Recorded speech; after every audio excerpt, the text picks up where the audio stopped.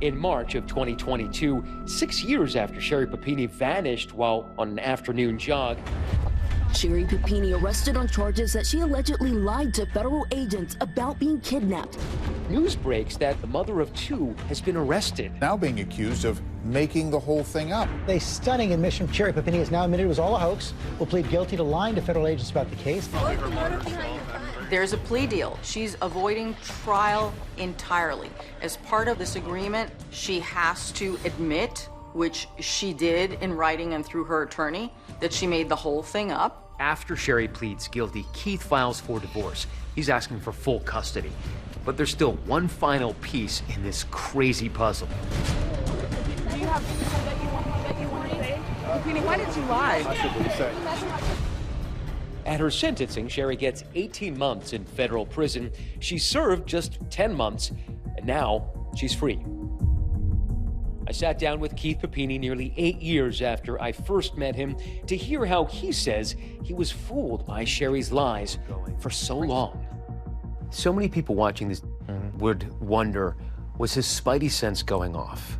Didn't he notice that something was off? Of course I felt that way. There was always something that wasn't right. No one found me, and I want my husband. I want my husband. When you first encountered her in the hospital, what was your first instinct? When I pulled back the curtain and I saw her and I saw the look in her eyes, I felt in that moment that she was lying. And it wasn't until I went to her to embrace her and I could just see the amount of injuries, bruises, burns to her body, and it was a shock to me. And I remember thinking how horrible of me to even think that she could have done this to herself. I got the world's greatest husband. His name is Keith. I love you. The Papini story is now the subject of a 3-part Hulu docuseries, Perfect Wife, the mysterious disappearance of Sherri Papini.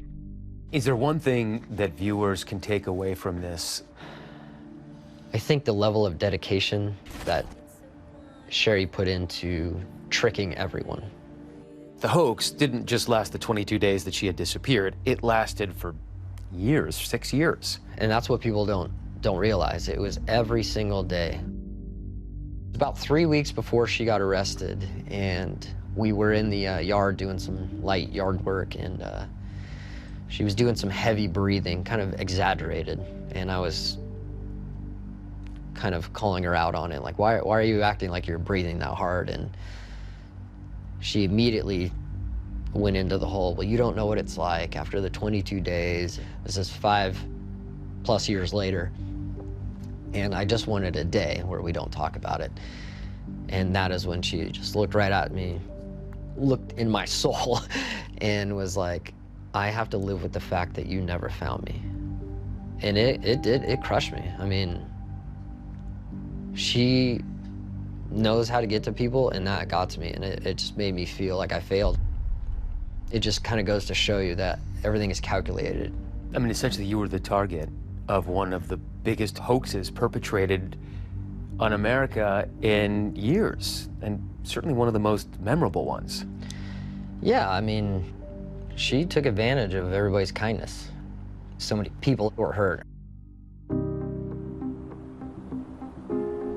There's understandably resentment in the Redding Hispanic community since Sherri's infamous description of the 2 Latina kidnappers. When Sherri Papini was busted, we were overjoyed and relieved. There are no dangerous Hispanic Latino women here. And there's the Smith family, still to this very day searching for one of their own daughters.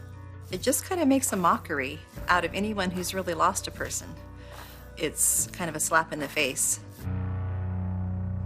So why do you think that she essentially concocted this hoax, disappeared, beat herself to a pulp for 22 days, and then continued to lie about it for years?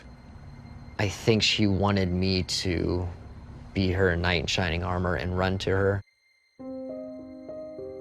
She wanted to plan a fake kidnapping, but in her version, I was supposed to find her.